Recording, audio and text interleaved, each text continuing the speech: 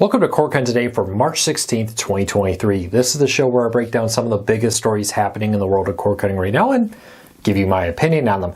Now, this is my opinion. If you want to learn more about these stories, come up with your own opinions, check out the show notes down below and in the first pinned comment. I'll put a link to each one of our stories over at CorkCuttersNews.com and leave us a comment. I'd love to hear your opinions on everything we talk about. Also, before we get into it, hey, could you help us grow? Could you help us support our families? Just hit that subscribe button, hit that thumbs up, let YouTube know you enjoy what we do here, so YouTube recommends our videos to more people, helping us support our families. And hopefully we can help you break free from the high cost of cable TV and still watch the shows you enjoy. All right, before we get into the news of the day, let's start off with a deal of the day. Amazon's Eero, I hope I'm saying that right, E-E-R-O, all lowercase because it's Amazon, mesh routers are on sale. Now, one of the number one reasons I hear from people that have poor streaming is poor Wi-Fi. The buffering and delayed streams are often because of slow or poor Wi-Fi. You can have very fast internet, but if the Wi-Fi signal where your TV is weak, it causes poor streaming. That's where mesh networks come into handy. I use a mesh network in my home, and with mesh you can have strong Wi-Fi throughout the entire house, allowing streaming for your stuff, for your video on your TV, etc. So starting off at just $75, they're on sale. Link in the show notes down below if you're trying to find them on Amazon. All right, let's start off here. After over a month of talk and reports that Bally Sports was going to declare bankruptcy, that Sinclair's Diamond Sports Group, which manages Bally and all their sports groups, was going to declare bankruptcy, it happened last night. Bally Sports has declared bankruptcy, and that brings up the big question. Now, what does that mean, right? Am I going to lose my Bally Sports channel? Will I be able to watch my Major League Baseball, NHL, NBA team, and more? For now, nothing changes. This is a Chapter 13 bankruptcy, unlike AT&T SportsNet, which threatened Chapter 7, which is a straight liquidation shutdown. Bally is hoping to restructure some of their debt, and according to the press release, exchange equity in the company in exchange for better debt terms to allow them to continue operation. Now, it does not mean that Bally Sports may not lose some or all of their contracts.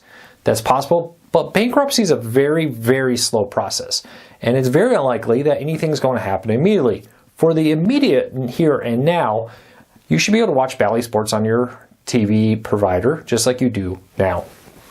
But NBA, NHL, and MLB have all said they have backup plans in place if Bally Sports is unable to fulfill their contracts, that they will step in and stream. And there's talks that Bally Sports may try to get out of certain contracts with some teams that they deem as unprofitable and try to dump them in as part of bankruptcy. There's also talk that NBA, for example, has a potential out in their contract with this bankruptcy, that if they so choose, they could pursue an attempt to try to terminate their contract with Bally Sports.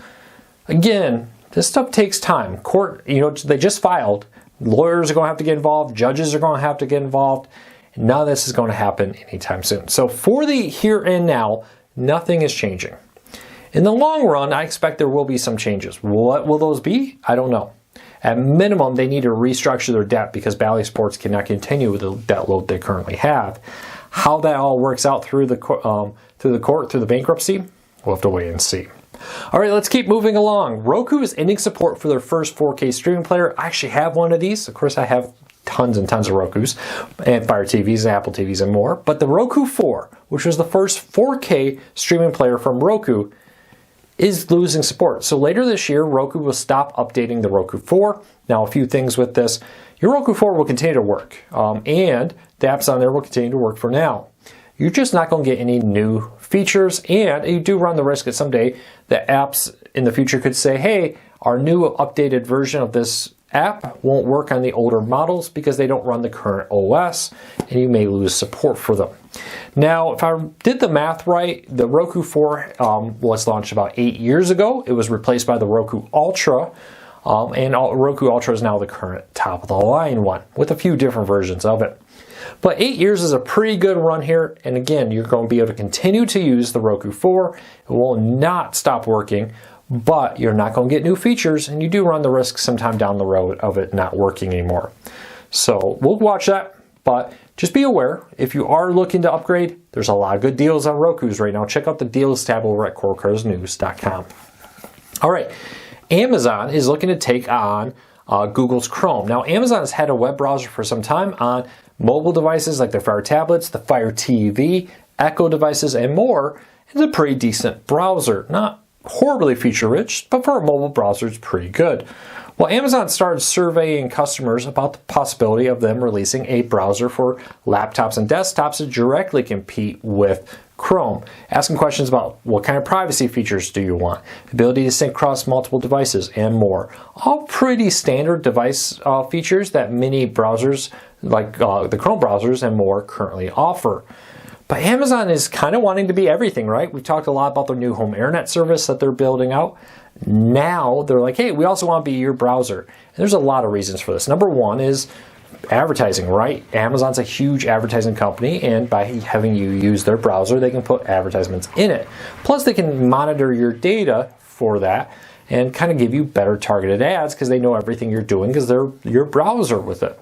And third, I'm suspecting that this will be heavily tied into Amazon products, Amazon Photos, Amazon Music, Amazon Shopping to really kind of push the Amazon products on you to kind of get you to try to spend more time in the Amazon ecosystem, much like Google Chrome tries to get you to spend more time in the Google ecosystem by promoting Google products and being best through that. We'll keep a close eye on this, but would you use an Amazon browser if there was some type of compelling benefit to it being an Amazon Prime customer? Leave me a comment and let me know what you think if you'd be interested in that. Currently, it's only in beta testing and they're only kind of surveying people. May or may not happen. But with it being kind of a widely shared survey, probably means that they're pretty serious about this effort. Not to say it couldn't get killed before it hits market. All right, AT&T SportsNet. Now, Warner Brothers Discovery, the new parent company of AT&T SportsNet, who acquired it as part of their deal from AT&T to pick up Warner Brothers, has announced that they're shutting it down. At the end of this month, they want to try to stop all service, or they're going to declare Chapter 7 bankruptcy.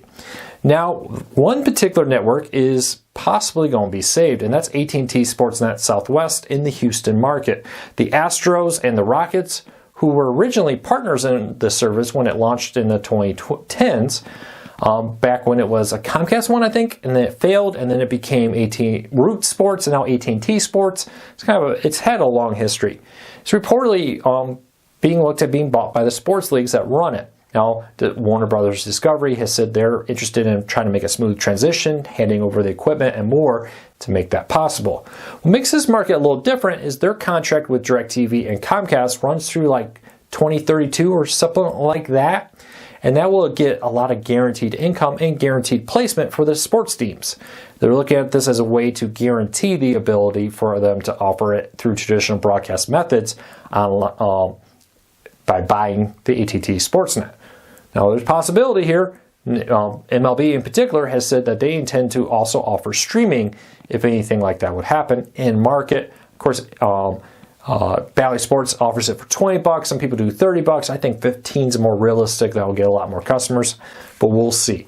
But one of these AT&T SportsNets may be saved here. We'll have to wait and see.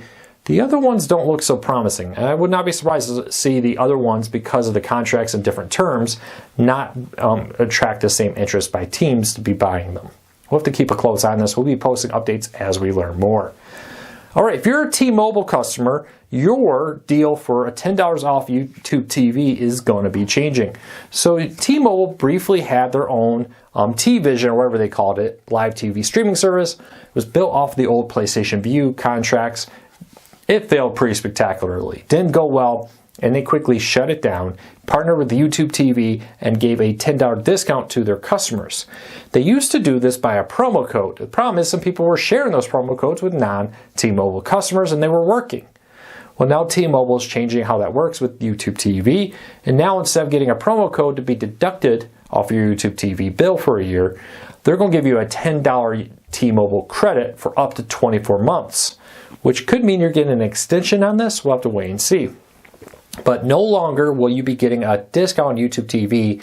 Instead, you're just going to get a $10 credit on your T-Mobile bill, and you're going to pay the full price upfront for YouTube TV with that. Now, that discount credit only works if you're actually subscribed to YouTube TV. If you want to learn more about that, I have a link in the story to the T-Mobile website. If you're a T-Mobile customer and don't have this deal, you want to find out more about it, check out this story down in the show notes for more details and a link to the T-Mobile site. All right, speaking of T-Mobile, T-Mobile announced today, or yesterday I should say, today when I'm recording this, that they are buying Mint Mobile and Ultra Mobile. Now, Mint Mobile has built and kind of made a strong name for itself in the prepaid market as a very budget-friendly prepaid service. Ryan Reynolds is co-owner and been spokesperson for this, and will remain as a spokesperson, maybe on T-Mobile side a little bit too, but will remain at least with a Mint Mobile deal here. Now this is a $1.35 billion deal, now not to exceed that amount, whatever that means, so $1.35 billion or less depending on stock and different things. But T-Mobile is looking to expand their prepaid market. It's very profitable.